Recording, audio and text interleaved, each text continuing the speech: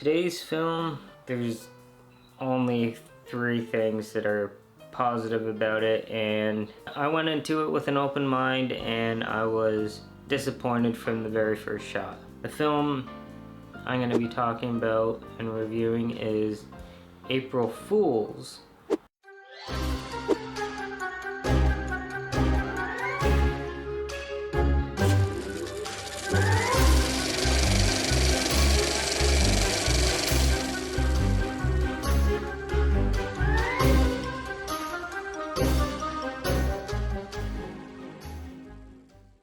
Welcome back everybody to episode 2 of my April's Easter egg hunt review series from 2007.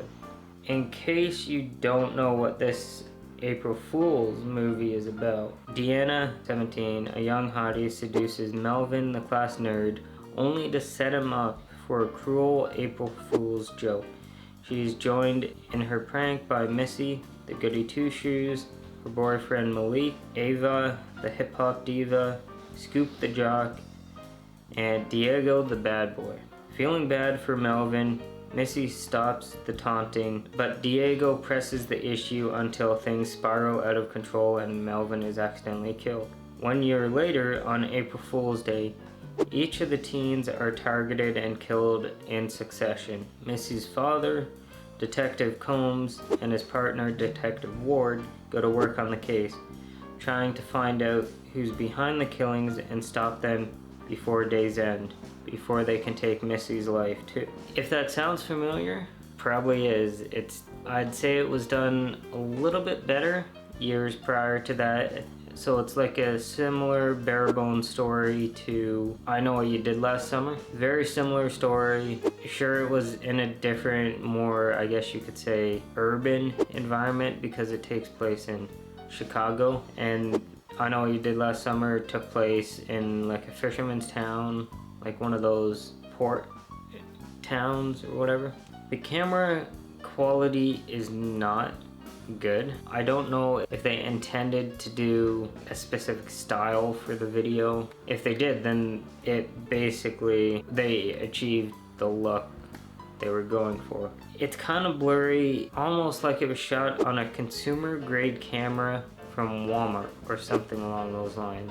The color correction feels very low budget, almost as if they shot it on one of those early 2000s home movie cameras. It doesn't look like it's color corrected. It's almost like the raw look from early 2000 stuff. It's weirdly edited. It has numerous slow motion shots that don't really fit in, almost as if the footage was lagging in a way. Probably the best way to describe it, footage lagged. Again, I don't know if any of all these issues were intentional, but props to the cast and crew for putting together a film. I know how hard it is to put together a film. The sound effects don't feel natural. The gunshots in the film, they don't sound real. It's not mixed properly with everything else, so it doesn't seem like it's actually mixed in well. It's almost like they just placed the sound effect over top, and you could clearly tell that it wasn't shot. The character didn't actually fire off the gun. I know I said early 2000s, but it's here I put it kind of has a 90s quality to it. 90s like home movie type thing, something along those lines. Occasionally that's a good thing, but in this case it's not. A film that actually accomplished that 90s look would probably be a film called Mid-90s. It was directed by Jonah Hill, who you all know as Schmidt, I think, from 21 Jump Street, the new movie, not the TV show. The writing is passable, as well as the acting, and those are like a couple of the only things that are actually good about the film. They deserved better. I guess it was very low budget. I'm not sure how much it was actually made for, but they could have achieved a lot more. The POV shots look just absolutely awful. Again, it's attached to like how bad the camera is. I'd say that was the first thing they could have fixed prior to actually filming. They could have got a little bit better camera.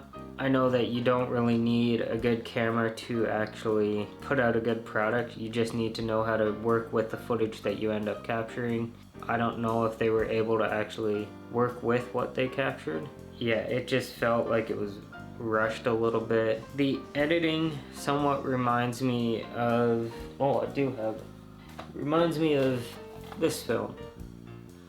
Book of Shadows, Blair Witch 2, which is pretty much hated film in the franchise, with I think the third one is a close second to the most hated. So it's the second most hated Blair Witch film. There's really not much I can add about this film. If you want to check it out, it is on YouTube, even though it says 2016 on YouTube, which is weird because if it was made in 2016 then that would make the entire film even worse than it actually was in terms of quality. 2007, you can kind of get away with that quality and it works for the era, I guess, and if it was like the debut feature, the director does have potential because it actually flowed, I guess, the way it was supposed to. The directing was fine. With so little positive things and a lot of negatives, if I had to give it a rating, I'd give it my lowest one yet at a 3 for basically the 3 positive things that are in the film, like directing, acting, and writing. Again, the acting and writing are just passable.